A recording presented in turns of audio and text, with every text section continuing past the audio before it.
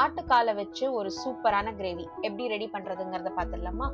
தேவையான பொருட்கள் எல்லாம் எடுத்து வச்சாச்சு. குக்கர்ல பட்டை, லவங்கம், ஏலக்காய் இது எல்லாத்தையுமே ஆட் பண்ணி வெங்காயத்தையும் சாப் பண்ணி ஆட் பண்ணியாச்சு.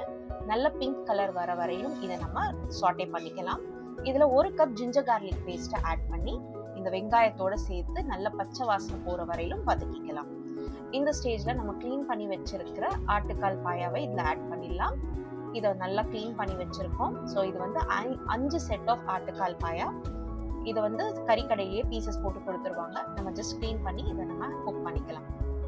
உப்பு தேவையான அளவு, டர்மரிக் பவுடர் 2 டீஸ்பூன் கிட்ட ஆட் பண்ணியிருக்கேன். Coriander powder 2 teaspoon, chilli powder 2 teaspoon. நம்ம காரத்துக்கு ஏற்ப இதை நம்ம கூட குறைய பண்ணிக்கலாம். பச்சை மிளகாய் ஆட் பண்ணியிருக்கேன். டொமேட்டோ பியூரி, டொமேட்டோஸை வந்து நான் மிக்சியில் ஒரு பல்ஸ் மோட்ல போட்டு எடுத்ததுனால இது மாதிரி வந்திருக்கு. மின்ட் லீவ்ஸ் ஒரு கைப்பிடி அளவுக்கு இதில் ஆட் பண்ணியாச்சு. ஸோ இந்த ஆட்டுக்கால் பாயா குக் ஆகிறதுக்கு கொஞ்சம் நேரம் எடுக்கும். நம்ம முதல்ல இந்த மசாலா எல்லாம் ஒன்று சேர்ற மாதிரி சாட்டே பண்ணி எடுத்துக்கலாம். இதில் நம்ம 1 லிட்டர் அளவுக்கு தண்ணியை ஆட் பண்ணி நல்லா சாஃப்டாக 4 விசில் போல் நம்ம குக் பண்ணி எடுத்துக்கலாம். ஸோ 4 விசில் இதுக்கு கரெக்டாக இருக்கும். ப்ரெஷர் ஃபுல்லாக சப்சைட் ஆனதுக்கப்புறம் நீங்கள் ஓப்பன் பண்ணீங்கன்னா கரெக்டான பதத்தில் இருக்கும்.